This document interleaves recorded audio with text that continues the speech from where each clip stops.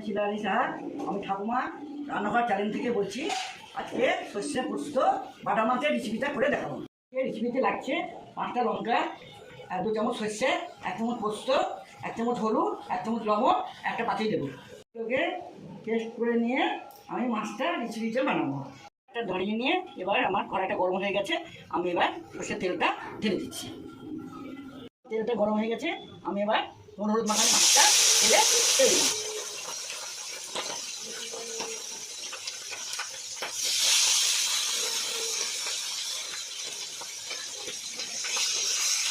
লাল করে কড়া করে ভাজা হয়ে গেছে, আমি এবার আমার যে পেস্টটা তৈরি করে রেখেছিলাম এই পেস্টটা ঢেলে দিচ্ছি। মাখানো মাছটা আমি নাড়াচাড়া করে আমি এবার ঢাকা দিয়ে দিলাম। দিয়ে এবার আমি গ্যাসটাকে একটু বাড়িয়ে দিচ্ছি। মিনিট ঢাকা দেওয়ার পর আমার রান্না রেডি। আমি এবার আমার রেসিপিটা ঢেলে দিচ্ছি।